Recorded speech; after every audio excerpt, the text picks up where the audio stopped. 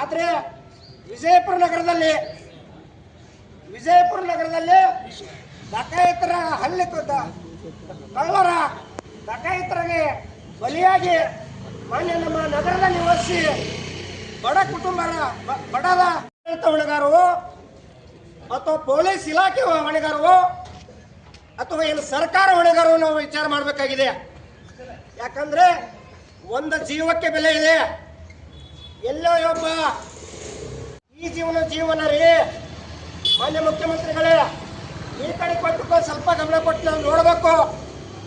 ವಿಜಯಪುರ ಉತ್ತರ ಕರ್ನಾಟಕ ಅಂದ್ರೆ ನೀವು ಅಲ್ಲಗಳಿಬೇಡ್ರಿ.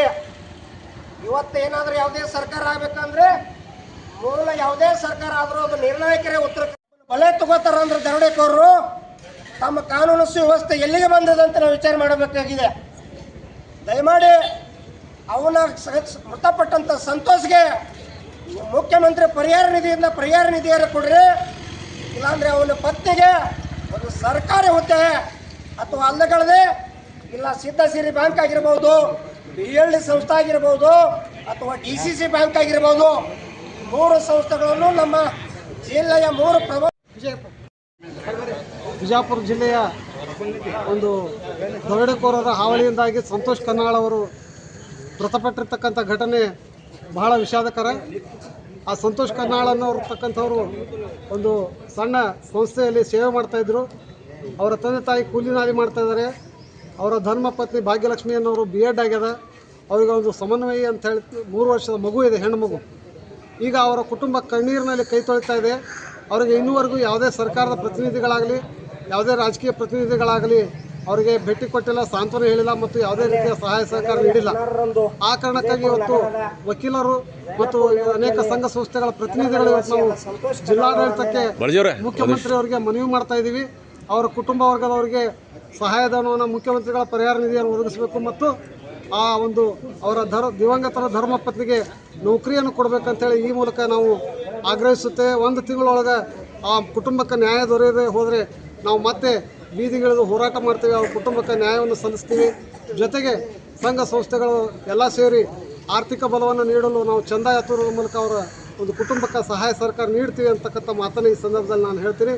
ನನ್ನ ಹೆಸರು ದಾನೇಶ್ ಶೆಟ್ಟಿ, ನ್ಯಾಯವಾದಿಗಳು, ವಿಜಯಪುರ.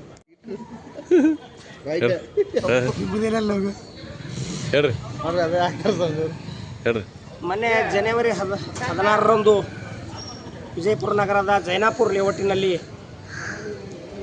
ಆ ಕಳ್ಳಕಾರರ ಮತ್ತು ದರೋಡೆಕೋರರ ಗ್ಯಾಂಗ ಜೈನಾಪುರ ಲೇಔಟ್ನಲ್ಲಿ ಕಳ್ಳತನ ಮಾಡಲು ಹೋದಾಗ ಆ ಲೇಔಟಿನ ನಿವಾಸಿಯಾದಂಥ ಸಂತೋಷ್ ಕನ್ನಾಳ್ ಅವರ ಮೇಲೆ ಹಲ್ಲೆ ಮಾಡಿ ಚಾಕುವಿನಿಂದ ಹೊಟ್ಟೆ ಮತ್ತು ಎದೆಗೆಯನ್ನು ಹಾಕಿ ಅವನ ಮೇಲ್ಮಡಿಯಿಂದ ಕೆಳಗಡೆ ನುಗ್ಗಿಸಿದ್ರು. ಅವನ ತೀವ್ರ ಗಾಯಗಳಾಗಿ ತೀವ್ರ ಅಸ್ವಸ್ಥನಾದಾಗ ಅವನನ್ನು ಬೆಂಗಳೂರಿನ ಅಪೋಲೋ ಹಾಗೂ ವಿಕ್ಟೋರಿಯಾ ಆಸ್ಪತ್ರೆ ದಾಖಲಿಸಿದರು. ಆದರೂ ಕೂಡ ಅವನ ಚಿಕಿತ್ಸೆ ಫಲಕಾರಿ ಆಗದೆ ಮೃತಪಟ್ಟ. ಮೊನ್ನೆ ಫೆಬ್ರವರಿ 4ರಂದು ಮೃತಪಟ್ಟ. ಅದಕ್ಕೆ ವಿಜಯಪುರ ಜಿಲ್ಲಾಡಳಿತ ಹೊಣೆಗಾರವೋ ಅಥವಾ ಅವನ ಪೊಲೀಸ್ ಇಲಾಖೆ ಅವನ ಸಾವಿಗೆ ಹೊಣೆಗಾರರೋ ಅಥವಾ ರಾಜ್ಯ ಸರ್ಕಾರ ಹೊಣೆಗಾರರೋ ತಿಳಿಲ್ಲ ಹಂಗಾಗ್ಯದ. ಅದಕ್ಕೆ ದಯಮಾಡಿ ಆ ಮೃತಪಟ್ಟ ಕುಟುಂಬಕ್ಕೆ CM ಪರಿಹಾರ ನಿಧಿಯಿಂದ ಪರಿಹಾರ ನಿಧಿ ಮತ್ತು ಅವನ ಮೃತಪಟ್ಟಂಥ ಸಂತೋಷನ ಪತ್ನಿ ಶಿಕ್ಷಣವಂತರು B.Ed ಮುಗಿದದ, ಅವಳಿಗೆ ಒಂದು ಸರ್ಕಾರಿ ನೌಕರಿಯನ್ನು ಕೊಡಬೇಕು ಮತ್ತು ಅವರಿಗೆ ಆ ಕುಟುಂಬಕ್ಕೆ CM ಪರಿಹಾರ ನಿಧಿಯನ್ನು ಕೊಡಬೇಕು. ಇವರಿಗೆ ಆರ್ಥಿಕವಾಗಿ ಆ ಕುಟುಂಬನ ಎದ್ದು ಹಿಡಿಬೇಕು ಅಂತೇಳಿ ನಾವು ವಕೀಲರು ಹಾಗೂ ಪ್ರಗತಿಪರ ಸಂಘಟನೆ ಪ್ರಮುಖರು ನಾವು ಜಿಲ್ಲಾಡಳಿತ ಮೂಲಕ ಜಿಲ್ಲಾಧಿಕಾರಿಗಳ ಮೂಲಕ ಮಾನ್ಯ ಮುಖ್ಯಮಂತ್ರಿಗಳನ್ನು ಮನವಿಯನ್ನು ಕೊಡ್ತಾ ಇದ್ದೇವೆ. ಕೂಡಲೇ ಮುಖ್ಯಮಂತ್ರಿಗಳನ್ನು ಅವರು ಈ ಎಲ್ಲನ್ನ ಇಲ್ಲಿಯ ವರದಿಗಳನ್ನು ತರಿಸ್ಕೊಂಡು ಅವನ ಸತ್ತಂಥ ಕುಟುಂಬಕ್ಕೆ ಒಂದು ಪರಿಹಾರ ನೀಡೋದ್ರ ಮೂಲಕ ಅವನ ಕುಟುಂಬಕ್ಕೆ ಒಂದು ಸರ್ಕಾರಿ ಹುದ್ದೆಯನ್ನು ನೀಡೋದ್ರ ಮೂಲಕ ಆ ಕುಟುಂಬನ ಎತ್ತಿ ಹಿಡಿಬೇಕಂತೇಳಿ ಮಾನ್ಯ ಮುಖ್ಯಮಂತ್ರಿಗಳಲ್ಲಿ ನಾನು ವಿನಂತಿಪೂರ್ವಕವಾಗಿ ಕೇಳ್ಕೊತಾ ಇದ್ದೀನಿ. ಶ್ರೀಶೈಲ್ ಮುಳುಜಿ, ವಕೀಲರು ಹಾಗೂ ಕರ್ನಾಟಕ ರಕ್ಷಣಾ ವೇದಿಕೆ ಜಿಲ್ಲಾಧ್ಯಕ್ಷರು, ವಿಜಯಪುರ.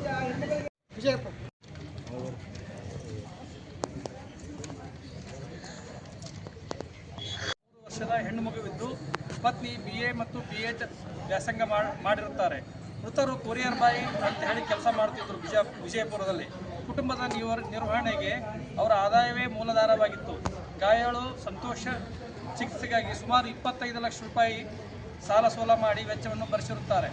ಪ್ರಸ್ತುತ ಅವರ ಕುಟುಂಬ ವರ್ಗದವರು ಕಣ್ಣೀರಿನಲ್ಲಿ ಕೈ ತೊಳೆಯುತ್ತಿದ್ದು ಯಾವುದೇ ಆದಾಯವಿಲ್ಲದೆ ಮನೆಯ ಖರ್ಚು ವೆಚ್ಚವನ್ನು ನಿಭಾಯಿಸುತ್ತಿದ್ದು ವ್ಯಕ್ತಿಯನ್ನು ಕಳೆದುಕೊಂಡು ಕಂಗಾಲಾಗಿರುತ್ತಾರೆ. ಕಾರಣ ಅವರ ಕುಟುಂಬದ ವರ್ಗದವರಿಗೆ ಸರ್ಕಾರದ ಯಾವುದೇ ಇಲಾಖೆಯ ಸಹಾಯ ಸರ್ಕಾರ ನೀಡದೇ ಇರುವುದು ಆಶ್ಚರ್ಯವೆನಿಸಿದೆ. ಕಾರಣ ಮಾನ್ಯ ಮುಖ್ಯಮಂತ್ರಿಗಳು ಪರಿಹಾರ ನಿಧಿಯನ್ನು ಅವರ ಕುಟುಂಬದ ವರ್ಗಕ್ಕೆ ಸಹಾಯ ನೀಡಬೇಕು ಮತ್ತು ಅವರ ಪತ್ನಿಯಾದ ಶ್ರೀಮತಿ ಭಾಗ್ಯಜ್ಯೋತಿ ಸರ್ಕಾರಿ ನೌಕರಿ ನೀಡಬೇಕು. ಗತಿ ಇಲ್ಲದ ಕುಟುಂಬಕ್ಕೆ ದಯಮಾಡಿ ಸಹಾಯ ಸಹಕಾರ ಕೂಡಲೇ ನೀಡಬೇಕೆಂದು ಆಧಾರಪೂರ್ವಕವಾಗಿ ತಮ್ಮಲ್ಲಿ ವಿನಂತಿಸಿಕೊಳ್ಳುತ್ತೇವೆ. ಈ ಘಟನೆಯಿಂದ ನಾಗರಿಕ ಸಮಾಜ ತಲೆತಗ್ಗಿಸಿ ಭಯಭೀತರಾಗಿದ್ದಾರೆ. ಕಾರಣ ಜಿಲ್ಲಾಡಳಿತ ಮತ್ತು ಪೊಲೀಸ್ ಇಲಾಖೆ ಇದರ ಬಗ್ಗೆ ಸೂಕ್ತ ಭದ್ರತೆ ಸಾರ್ವಜನಿಕರಿಗೆ ಒದಗಿಸಬೇಕಾದರೆ ತಪ್ಪಿತಸ್ಥರ ಕೂಡಲೇ ಉಗ್ರ ಶಿಕ್ಷೆ ಒಳಪಡಿಸಬೇಕೆಂದು ಈ ನಮ್ಮ ವಕೀಲರ ವತಿಯಿಂದ ಹಾಗೂ ಬಾರ್ ಅಸೋಸಿಯೇಷನ್ ವಿಜಯಪುರದಿಂದ ನಾವು ಮಾನ್ಯ ಜಿಲ್ಲಾಧಿಕಾರಿಗಳಿಗೆ ಮನವಿಯನ್ನು ಸಲ್ಲಿಸುತ್ತಿದ್ದೇವೆ. ಇವತ್ತು